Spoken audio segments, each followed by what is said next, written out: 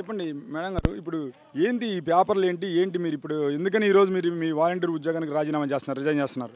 మేము రేపు ప్రచారంలో తిరగడానికి రాజీనామా చేస్తున్నాం.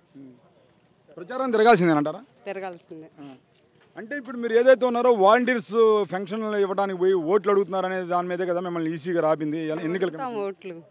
మాకు జగనే ఇచ్చాడు కాబట్టి మేము అడుగుతాం ఓట్లు. ఇంటింటికి వెళ్ళి ప్రతి ఒక్కళ్ళని అడుగుతాం. అందుకే మేము రాజీనామా చేసి రేపు నాయకులతో పాటు తిరగడానికి రాజీనామా చేస్తున్నాం.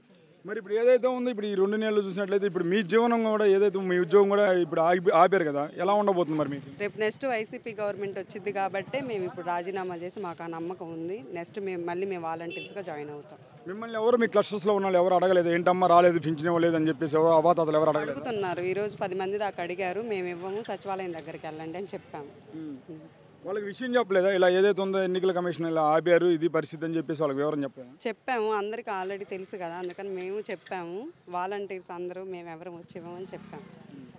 బట్ నిన్నటిదాకా మీరు ఇప్పుడు ఏదైతే ఉందో ఉదయాన్నే పోయి ఎర్లీ మార్నింగ్ వాళ్ళ చేతిలో ఫింక్షన్ పెట్టి వచ్చారు. ఇప్పుడు ఎవరైతే ఉన్నారో అవ్వాతాతలు మొన్నటి ఎండలో చాలా ఇబ్బందులు పడుతున్నారు. ఎలా ఉంటుంది అసలు? వాళ్ళు ఇప్పుడు వస్తున్నారో తీసుకుంటున్నారో ఫింక్షన్ అనేది పంపిణీ జరుగుతుంది అసలు?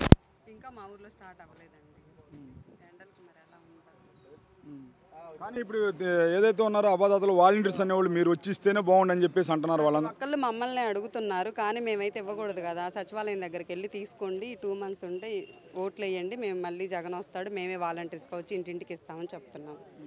ఎలా ఉంది ఇప్పుడు జగన్మోహన్ రెడ్డి గారు మీకు ఏదైతే ఉందో ఇప్పుడు గౌరవేదన కింద 5,000 రూపాయలు ఇచ్చారు, సేవకు అని చెప్పేసి మిమ్మల్ని నియమించారు, ఎలా అనిపిస్తుంది మీకు?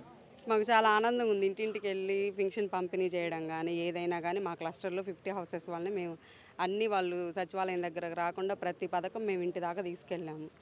కానీ ఇప్పుడు ప్రచారానికి వద్దనేసరికి మేము ఎవరంతటా వాళ్ళని వచ్చి రిజైన్ చేస్తున్నాము. రేపటి నుంచి ఇంక ప్రచారంలో వెళ్ళడానికే రిజైన్ చేస్తున్నాం. మరి ఇప్పుడు రిజైన్ చేస్తున్నారు, మరి ఇప్పుడు మీ ఉద్యోగం కూడా కోల్పోయారు, మరి మీకు జీవనాధారం ఎలా ఉండిద్ది అంటారు? ఈ 2 నెలలేగా మాకేం పర్లేదు. ఈ 2 నెలలేగా మేము 2 నెలలు తిరుగుతాము. నెక్స్ట్ వైసీపీ గవర్నమెంటే వచ్చింది, మేము మళ్ళీ వాలంటీర్స్గా జాయిన్ అవుతాము. జాయిన్ లెటర్ తీసుకుంటాం. జగన్మోహన్ రెడ్డి గారిని గెలిపించుకుంటారు మీరు అందరూ? గెలిపించుకుంటాం. ఇంటింటికి వెళ్ళి ప్రతి ఒక్క ఓటు వేయమని చెప్పి బతిమలాడి వేయించుకుంటాం. వాళ్ళు ప్రతి ఇంటికి సంక్షేమ పథకాలు అందినాయి కాబట్టి అందితేనే ఓటు వేయమని అడుగుతాం.